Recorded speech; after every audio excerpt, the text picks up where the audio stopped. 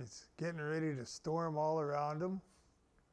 And he's doing what he's supposed to be doing without letting that stop him or change his direction.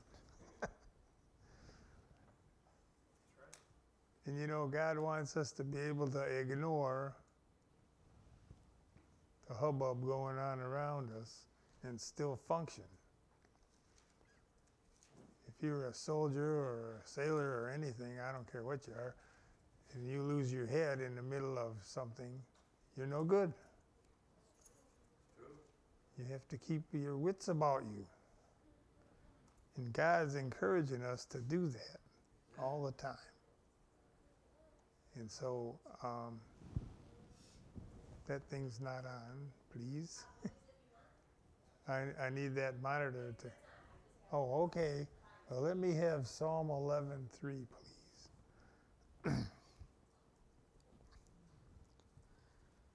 Now, there's a lot of mischief going on out there right now, trying to destroy people. And where you start is at the foundation. Okay? And what's it say? If the foundation be destroyed, what can the righteous do? If we don't have a foundation. You know, this church building here was built in 1883. So how old does that make it? You do the math. 1983, it was 100 years old.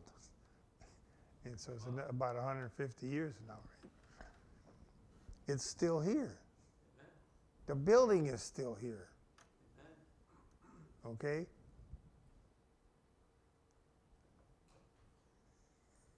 There's a lot of buildings that aren't here anymore that were built in 1883. They're junk. They've been destroyed. Everything's happened to them. This piece of the church, see where the arch is here? All that in the back was the original church. All this was added on to. Those offices were built after. When you came in those doors, that was the direction of the pulpit was over there against the wall. And all these pews were aimed this way. And that's where it was for a long time, but it grew. It couldn't stay that way, but the foundation's still here. Yes, amen. Okay? And so they were able to add on because the foundation was strong enough to add onto it. And I mean, if you want to know how old this church was, if you're a person that thinks of history, 1883, Krakatoa blew up in Indonesia, and it was a mess for a whole year. People couldn't grow crops. There was so much junk up in the air. 14 cubic miles of dirt went up into the air, into the atmosphere. Blew windows out in Japan 3,000 miles away. Okay, it made a tsunami so big that it picked up a 600-ton rock and hit a lighthouse with it and tore it down and killed 36,000 people and put ships up on land 2 miles into land. Okay? That was the year this church was built. Okay? And here's another thing. The foundation that was planted here, beside the physical foundation of the church, the foundation of Jesus Christ, that foundation is still here. Okay? So foundations are pretty important, and they have to be able to last. And what I'm about to say, things I'm about to say today, think of them on two levels.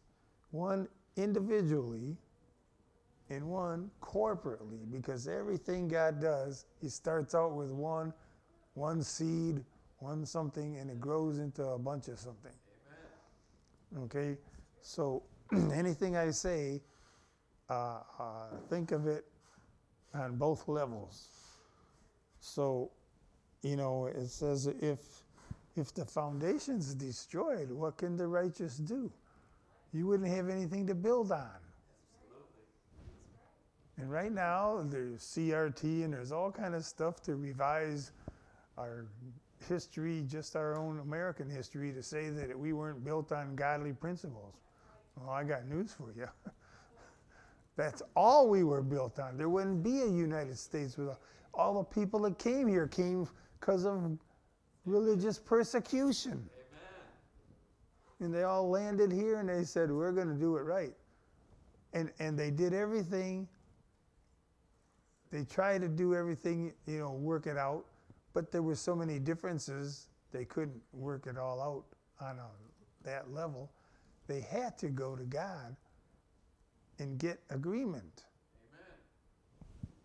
See, if you agree with God and I agree with God, by definition, we'd be in agreement with each other. Amen. But we try to do it without, we don't need God. We'll take some black folks and white folks and smash them together and make them like each other. It don't work that way. The fact that this country is built from almost every country in the world ought to tell us something. It talks about in Revelation, all the kindreds and tongues and languages and everything. How'd they get together in Revelation? By building on that foundation. Amen. And, I was thinking the other day, how, man's kind of ruined the planet in a lot of ways with pollutions and different things. And I said, God, I am so thankful that you implemented laws of physics that cannot be overridden. Because if he put us in charge of sunrise or something, what would we do with it? We try to mess it up now with daylight saving time. We try to control stuff that's not in our control. Tomorrow morning, I can get a chart and tell you exactly what time the sun's coming up tomorrow morning. And the next day, and the next day, and for the whole year, and when it's going to go down. And when the moon's going to come up and go down. To the minute. And it doesn't vary. Why, what would we do with it if we had control of that? I shudder to think. Okay? What if we wanted the earth to spin faster? We might sling some people off. I don't know. What if we wanted it to go slower? What if we wanted it to take extra couple of months to go around the sun or something? We'd be stuck with longer seasons, and which one? Everything is made, this is called, even by scientists, the Goldilocks planet. We could not exist in our form on any other planet in the whole universe that we know of. But I believe the Lord's going to make us be able to do that and be able to travel. But that's all way out there. First, we got to get this stuff going. And so, if we go to Job 38, I ain't going to read the whole thing but you read it. Think about what he told Job.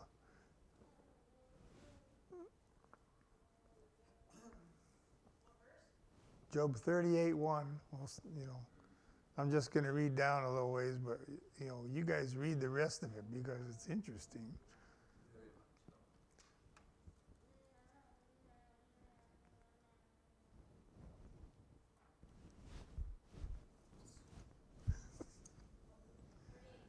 $38.1, yes. Oh. Okay.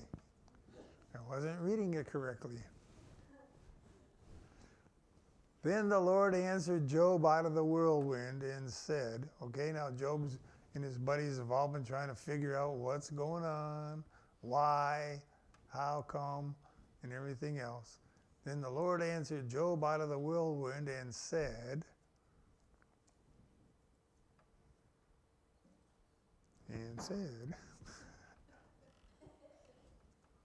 who is this that darkeneth counsel by words without knowledge? How come you talking and you don't even know what you're talking about? You must have took a stupid class and got all A's, because you ain't talking sense. Not my sense. Okay, next one. Gird up thy loins like a man. Okay, now that man is not Adam, it's not Ishman, it's a Gaber man, a strong man. Give me your best shot. I want your best kind of man that you can be to answer these questions. Okay, put on your thinking cap. Give me your best answers. For I will demand of thee, and answer thou me. Where wast thou when I laid the foundations of the earth? Where were we? We were in him, that's it. We weren't alive except in him. We weren't thought of. You know, they used to say you weren't even a gleam in your father's eye or whatever. You didn't exist except in him. Okay? Where were you when I laid the foundations of the earth? Declare thou hast understanding. Come on, tell me. All these people that are so caught up in themselves and think, you know, there's no God and all this just happened and blah, blah, blah. Read Job. Start answering these questions. Guess what? You'll find out how dumb you are. And it's not that God didn't make you dumb. We make ourselves dumb. We try to cut him out.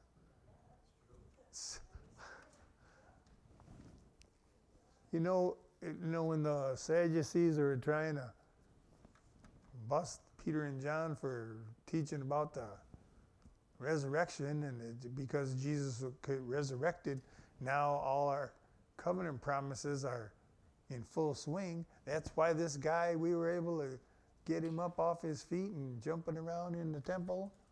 That's why. And it says, after a minute, I'll talk about it next Sunday in my Sunday school, it says they took note that they had been with Jesus. Now, if you really want to play with words, everywhere you see the word with, look it up. You say, it's just a little word, and with. There's like 4 or 5 or 6 Greek words, and they all mean something different. Sometimes it means in, sometimes it means alongside of. Okay? In this case, it says they had been with Jesus. That one means they were united with him. They were complete in him. That's really being with it. Okay? And so, it says he's going to come with 10,000s of his saints. No, it says in. The word is en, in. He's coming in 10,000s of his saints. That kind of gives you a different perspective on what with is, And I could say I was with Danny yesterday. So where were we? We were somewhere and we were together walking. But if he and I are in agreement about something, I'm with him. Okay, so you see there's a lot of implications where you can talk about one little word. How direct can you make it? How pinpoint can you get it to mean something? And so, where were you when I laid the foundations of the earth? I mean, I can't figure out why it hangs up where it is. And it goes around and does all these things that it does on cue in unison with billions and billions of stars and other planets. I mean, it's just going around like a big stopwatch. Everything's on its course. I haven't been able to find it. I know it says it. I must have, sometimes you get a wrong word when you're looking up something. And but somebody mentioned that probably David or even maybe in Job, He said, you set everything in its course, and it stays there to this day. You know, everybody's talking about, oh, the sun's going to burn out in 5 billion years. Well, I ain't worried about it. And you know, an asteroid is going to hit and all this kind.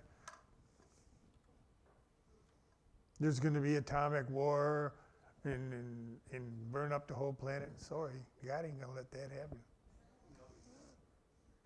We might both decide that we're going to have a war, us and Russia, and they push the buttons and nothing.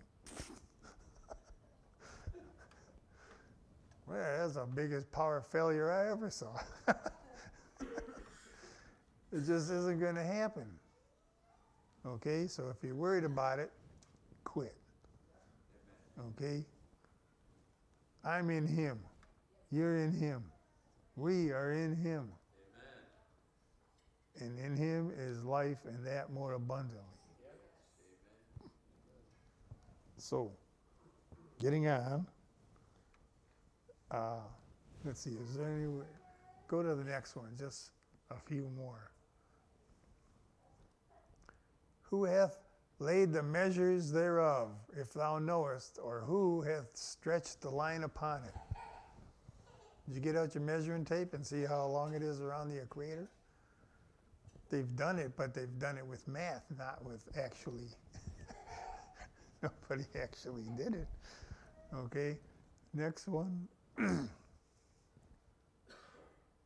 Whereupon are the foundations thereof fastened, or who laid the cornerstone thereof? What's this thing hooked to? It's hooked to Him. Amen. It's doing what He's told it to. Amen. Okay? Next one. When the morning stars sang together and all the sons of God shouted for joy,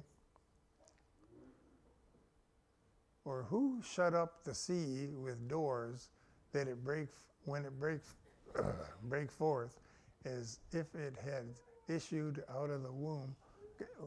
What makes the sea stay in the sea? Well, there's physics things, liquids try to maintain their own level. Yeah, and there's all kind of things, forces at work here, working together. Okay, the next one, I think we'll probably just stop it here in a minute for this. When I made the cloud, the garment thereof, and a thick darkness, a swaddling band for it. Most people believe that the earth before the flood was completely surrounded by a cloud, which people think nowadays is a bad thing. Greenhouse effect. That's what the earth was, a greenhouse. 72 degrees from top to bottom. You don't have to fly to Florida in the winter. And you don't have to sweat out 90 degrees, 72. That's what we like. That's what we keep our house at. They call it room temperature. Okay? He made it that way. I'm for it. I think it's trying to go back to that. I'm thinking they're fighting it because it's a God thing. Satan always fights God things. And he gets these people all wound up about global warming, the seas getting taller and more and more and more. One guy was a comedian saying it went up 4 millimeters. Did you notice? Seems a little deeper this year. Half of this stuff, they say would, could, may. Listen to them when they talk. They don't say it's gonna. They say, the scientists say it may do this. It might do that. It could do this. I could put that in front of any words and make you think something's going to happen. Doesn't mean it's gonna, or that it's bad. Could be beneficial. A lot of these places that are getting flooded shouldn't have been put where they are. You want to, you ever give a kid a boundary and they come right up to it and they try to push the limit of it? Don't build your house on a river or an ocean shore because it's going to come up over its banks once in a while. And if you don't like it, don't know what to tell you. You're not going to go get your teaspoon out and try to sling it back. It ain't going to happen. So anyway, go one more. Let me just see what it says. And break up, for I can't read it. And break up for it my decreed place, and set bars. In other words, he put limits on it, put boundaries on the ocean. Okay? And it listens. You say, well, what about all these storms? Well, like I said, if you want to live on the edge of something, you're going to get slapped so once in a while. He tells you these things for a reason. He wants you to live and have a prosperous life. If you want to put your house half in the ocean and a storm comes up, too bad. Now, the next one, I want to go to Colossians 2, verse 6.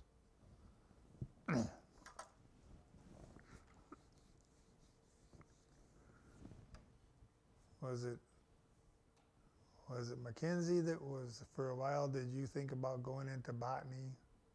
Yeah, I thought it was. As ye have therefore received Christ Jesus the Lord, so walk ye in him. Okay? When you take him on, then you walk. In the Old Testament, when the cloud moved, they moved. When it stopped, they camped. When it got going again, he gave them a warning, we're going to move tomorrow. They moved. Okay? We have to be willing to do that. When Larry was talking about being meek, you do what God says. Amen. With joy. Amen. Oh, not with, okay. No. This is going to be great. We're going somewhere better. Amen. So let's do it with a cheerful heart. Okay? Next one, please. So we're going to walk with him, rooted and built up in him. So you see why we need a foundation? And you'll find out who the foundation is. Rooted and built up in him, and established in the faith, as ye have been taught. That's why we need teaching. Abounding therein with thanksgiving. Abounding means lots, right? With thanksgiving. Why? Because I'm realizing that I need this. Okay? Now, let's look up some words here. Rooted. Okay, let me find this because I don't want to miss anything. Okay, buddy. 1, 2, and 3.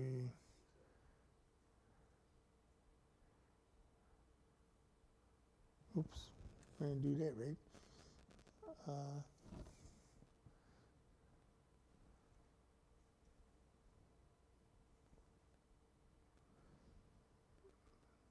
Okay, rooted is the word rhizo. Does that sound familiar to you? Yep. Rhizomes. Okay? There's a lot of different kinds of root systems. Most things have their own roots, but certain plants, one I can think of offhand is a locust tree will do this, but most of your molds will do this. They have a root system, but it's not an independent root system. It hooks up with other root systems. Okay? So think about that. How does that apply to us? We got to have roots, but our roots can't be individual. we have to hook up with each other. We all have the same source. The root system brings in all the nutrients that the air doesn't bring, okay? It's funny because, molds are, when you see mold on a cheese or bread or something, what you're looking at is the flour part of the mold. So if you scrape it off and say, oh, I can eat it now, you're still eating the roots. So if you don't want to eat mold, throw it away, okay? If some molds are beneficial, some are not beneficial, and some people are allergic to them. So just because you scrape off the reproductive part doesn't mean okay? But this is the kind of root system God wants us to have. It's a connected root system. When I first tried to grow a garden where I live now, there were certain weeds sticking up, and I'd grab them and I'd try to pull them out. And all I did was pull the bark off of them. And there was a white stick standing up. I go, what in the world is this? And I try to pull it and pull it and pull it. And my neighbors have locust trees. The roots come across and they start a new locust tree. So it's trying to grow locust trees all over in my yard. Well, I don't want them. And so I'd have to dig down and saw the root off if I wanted to get rid of that thing. So if those trees wanted to grow and I destroyed their foundation, what are they going to do about it? Okay? Now, there's a lot of outside sources trying to destroy your foundation right now. A lot of it passing laws and stuff saying you got to do unrighteous things and things like that. Okay? What we have to be aware of is that we don't allow that to happen to you. No matter what they say, I don't care if they put you in jail. I've already been there. I'm not going to compromise. Put me in jail.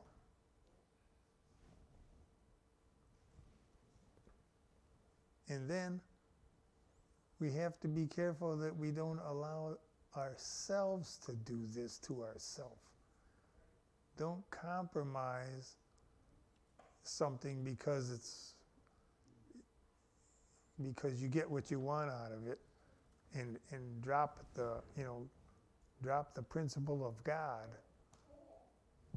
And in doing so, you're the destroyer of the foundation. You don't want to do that, allow that to happen. So you got to guard those kind of things, that you don't let things eat away at it and make you compromise. I mean, Esau gave up his birthright for pottage. And when you take that word pottage and look, it means red.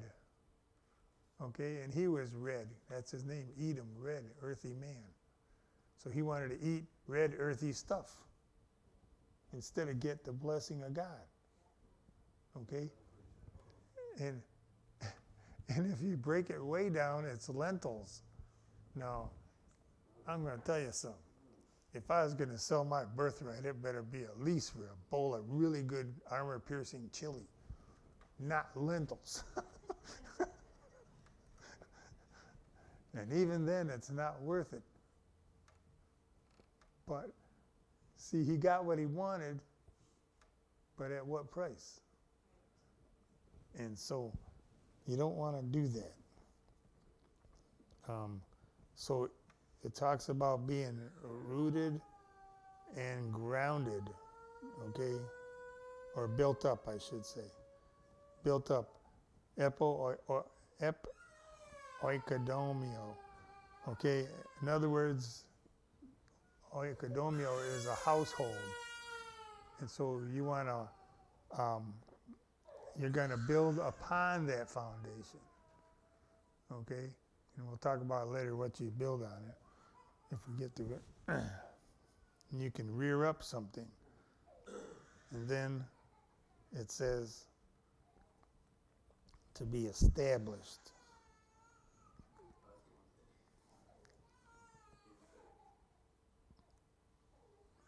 So you built up and established. Baba yo. There's a good word for you. Now, you want to talk about being established? This is what is great about doing word searches, because it tells you, it talks to you, it keeps talking to you. Amen. You break that word down and you'll come to the word basis. Now everybody knows everything has a basis. What's the basis of this? Okay? The word basis means a footing. Okay? A foundation is called a footing. What makes you able to walk? Your foot. Absolutely. Your whole body is like nothing without that foot, without that foundation. Okay? That is the base word for basileus, which is kingdom. Okay? So everything in the kingdom has I would say, like the laws of gravity and all that. They're not laws that were passed. They were laws that God established. You jump off a cliff, gravity takes over. Nobody can repeal the law for you on the way down. You're going to splat. And so there's things, they work a certain way, and if you try to make them work in the wrong way, you're going to have a problem. And it's not that you're punished for doing the wrong thing. It's that's the consequence of doing the wrong thing. Nobody has to enforce the law of gravity when you hit the ground. That's what happens when you don't do that. Okay? So there's so many things that God has established, but He wants you to be established. Okay? They're kingdom principles. If you obey them, even saying obey doesn't, you got to understand that that's how it works, and so you don't try to do something opposite. Okay? We all know, we've heard, I've talked about it before, the law of impenetrability. Two objects cannot occupy the same space at the same time, otherwise known as an accident. Okay? So if I run at that wall, two things is going to happen. I'm either going to bounce off or I'm going to crash through it. Okay? So if I bounce off, that means it won. If I crash through it, I guess I won. I might not look so pretty, but I beat that law of impenetrability. I made it move. Okay? There's a philosophy about the unstoppable force meeting the immovable object. What happens? I guess you have to do it and find out, because I don't want to really find out if I'm either one of them. And so God wants to establish this. Well, that takes a minute. Okay? Sometimes people, this is what breaks my heart, is sometimes people will go to a church and they will hear one sermon or something and they never come back. Or they can't come for a couple times and then they don't come back. They didn't allow themselves to hear anything, to be rooted, to be established, to find out what God's about.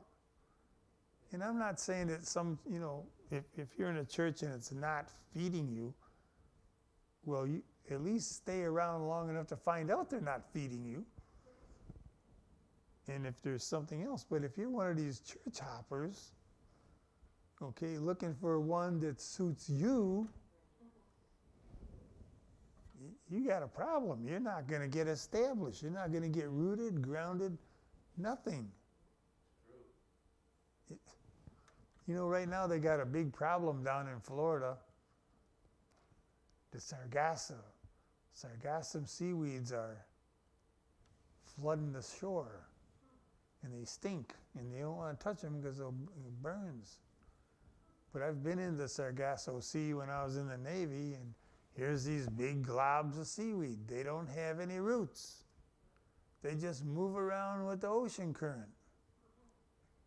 And if certain times of the year the wind's blowing a certain way for a long time, they end up on a beach somewhere. They're not rooted, they're not grounded, they just drift around with the sea current. We don't want to be like that. We want to be rooted and established so we can grow, okay? And Jeremiah talks about if your hope is in the Lord, you're going to be a tree planted by the river and that spreads out its root, or planted by water, spreads out its root by the river. And when a drought comes, its leaf is still green, and reproduction is the first thing a plant or animal will give up if it's stressed. Okay? In this case, even though you're stressed, you don't cease from yielding fruit. Amen. This is good, Al. Joseph named his first son Manasseh, right? Yeah. Means forgetting. So, because I forgot. I'm forgetting my hard toil and my family and all that they pulled on me. And then he had a second son named Ephraim, double fruitful. He would have never been fruitful had he not forgiven his family for what they did on him. Okay? And he said, because the Lord has caused me to be fruitful in the land of my affliction. Okay? Like I said, anybody can be a farmer when the rain comes at the right time and the sun comes at the right time and everything clicks. That was good pray for. Yeah. But be a farmer when the weather stinks. Only God then can be you have to give it all the credit to God because you did everything you were supposed to, but the weather didn't cooperate. But God can make the weather cooperate. Just in your area. I get a kick out sometime. Danny'd call me up, say, he's on the very west side of the same township I'm on the east side of. We were talking, oh, it's pouring rain, thunder, and lightning. Ain't doing nothing over at my end. But it's coming. Because it moves from where he is to where I am. Okay? But it also could veer off north on an angle and miss me. So it's, we have to allow him to, let us take root. And somewhere in the Psalms it talks about taking root downward and growing upward. And it doesn't happen if you are a tumbleweed. Okay? And so, real quick, we'll go to Ephesians 3:17.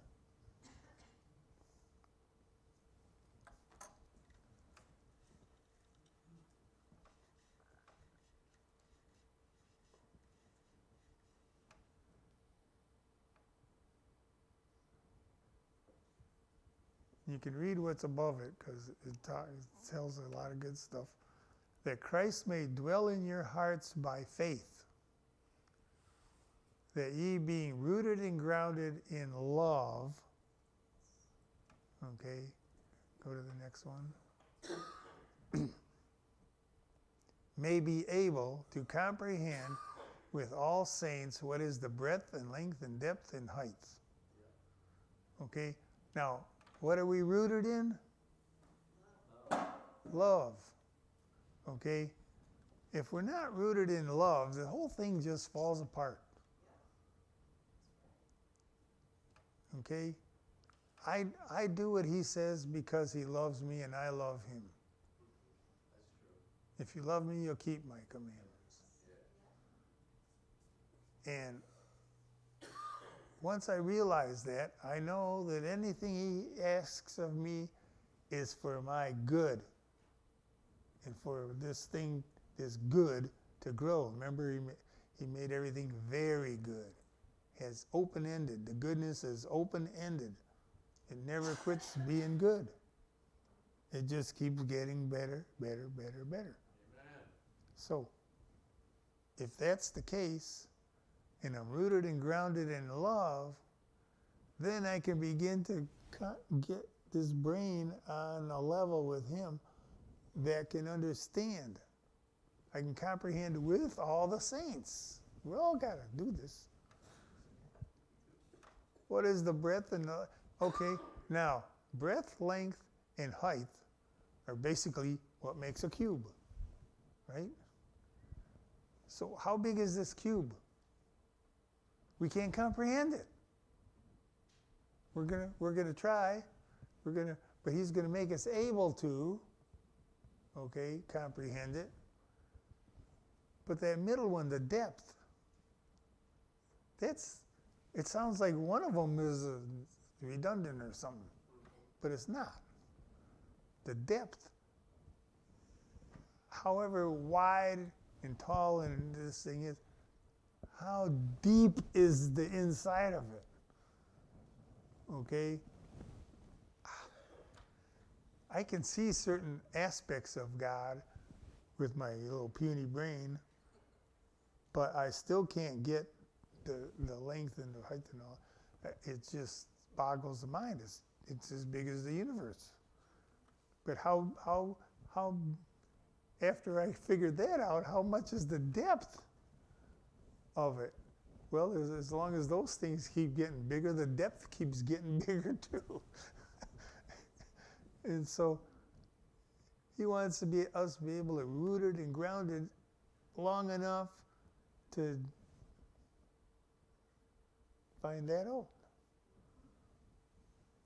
And it's going to take a long time. And I'm glad, because I didn't know what I was going to do with all that eternity anyway. Now I kind of know. I'll be busy trying to figure him out. His box, you want to put him in a box? Well, they just told you how big the box was. It's too big for my brain.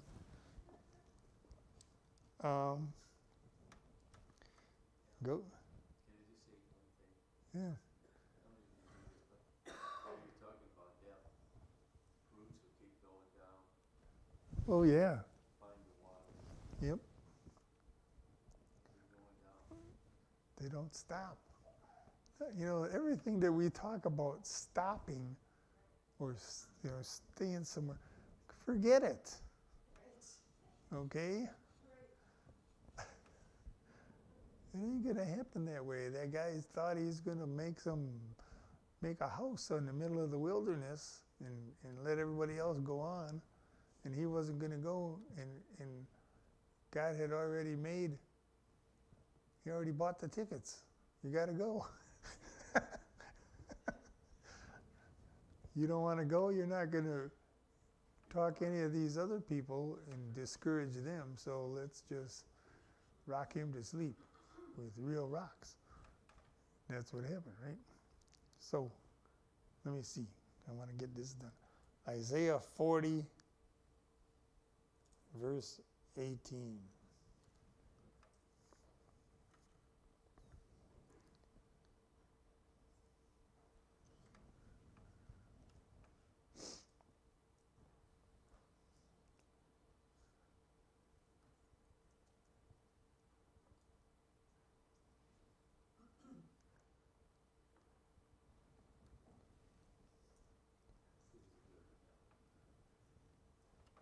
To whom then will ye liken God? Or what likeness will ye compare unto him? Sounds like a Job question, doesn't it? Come on, tell me. Next one. The workman melteth a graven image, and the goldsmith spreadeth it over with gold, and casteth silver chains. What are we talking about here? You're going to make an idol. The workman is whoever teaches you, informs your opinions, okay, and gives you ideas of what you should be thinking about, what right or wrong. So that's what you have to be careful of. He melts a graven image, and the goldsmith spreads it over, right? What are they doing? They're covering it with what they think is God's character and all that, and it may not be. He spreads it with gold, and he casts silver chains. Silver is for salvation, but chains are for locking you up. Okay? Next one, please. He that is so impoverished that he hath no oblation. In other words, those poor in spirit people, they have nothing to give God except your body, a living sacrifice. That's all you got to give. Okay? So you don't have anything to offer God. You choose a tree that will not rot. You grab a doctrine that's good, it won't rot, but what are you going to do with it? Okay? It's great to know John 3:16, isn't it? Most people haven't moved off of that. That's the only thing they can say in the Bible. It's sad. I want them to know it. It's great that they know that. Now, that's a good foundation. Now, let's move on. Okay? He chooses a tree that, we're not doing. He chooses a tree that will not rot. And now what's he do? He looks for a church that agrees with his idea. And you can bounce around and bounce around and bounce around and never find that church. Amen. Or maybe you do, but that's all they do. They're stuck. They haven't moved on. Okay? Pentecost was a great time in the church history. Now we have to look to the next feast. Okay? Feast of the Ingathering, the Feast of Tabernacles. Okay? All that. God's always asking us to come up higher. Okay? So he looks for a cunning workman to prepare a graven image that shall not be moved. I'm right here. I don't want to change my doctrine. I don't want to learn anything more. I've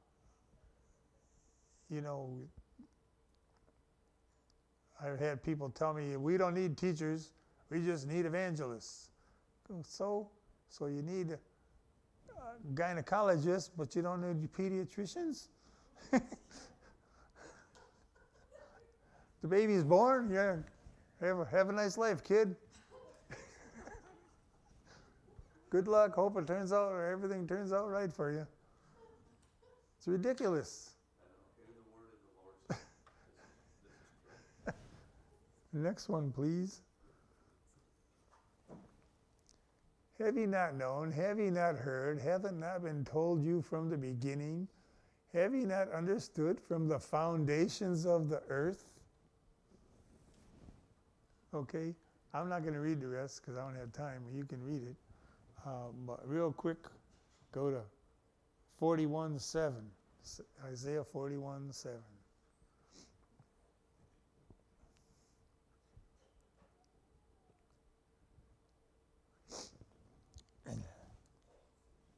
Got 2 more to do, and that's it.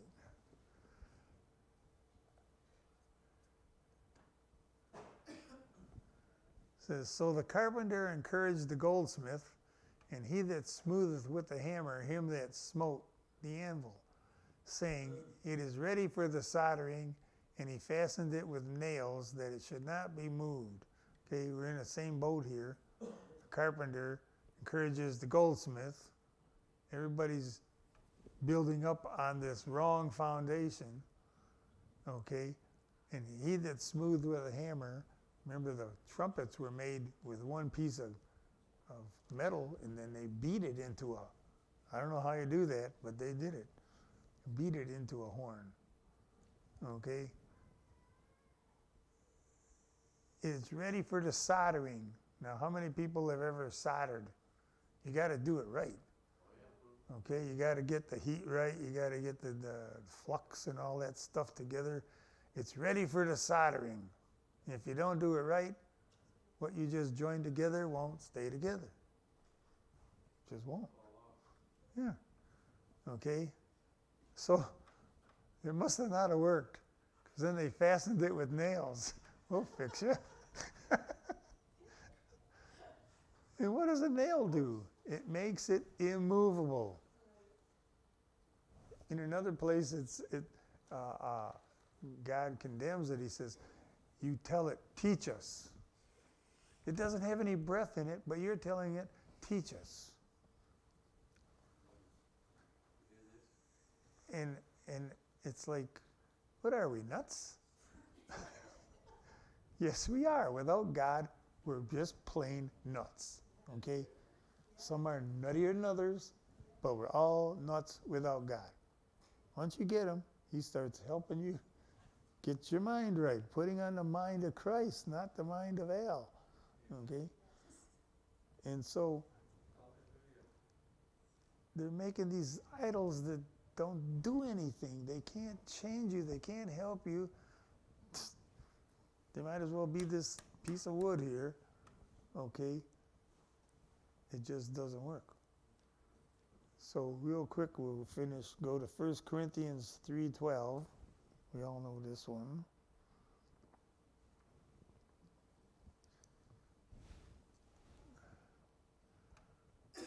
Okay, go up 1 or 2. Okay, well, I'll just stay there. I'll do it. According to the grace of God, which is given unto me as a wise master builder, that word is architect. Okay, I have laid the foundation, and another buildeth thereon. But let every man take heed how he buildeth thereupon.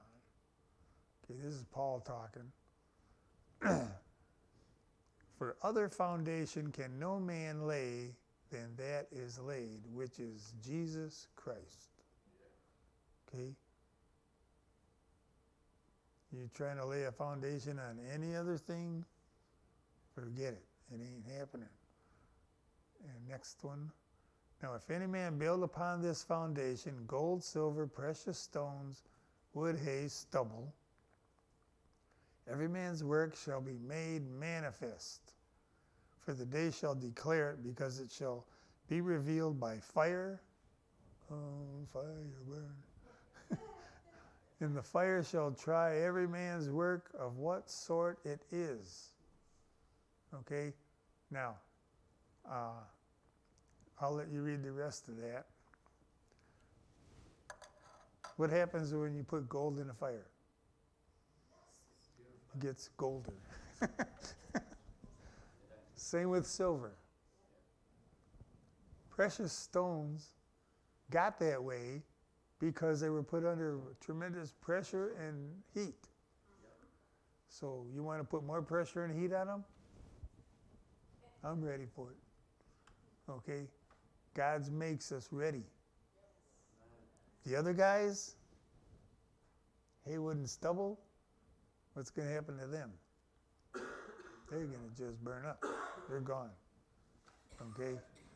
They will go back to their original elements, carbon dioxide and water.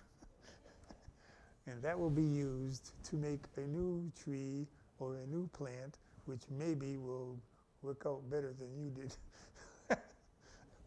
If we don't do it, he'll get somebody else, right? Okay. So, these precious stones and things get better with heat and pressure. So, you know, it's hard to get people to understand. Count it all joy when you fall into diverse temptations, knowing, epignosko, by experience, that's how you're going to find out, going through some, knowing this, that the trial of your faith works patience. Yes. So now stay rooted and grounded. Let patience have its perfect work, that you may be perfect and entire, wanting or needing nothing.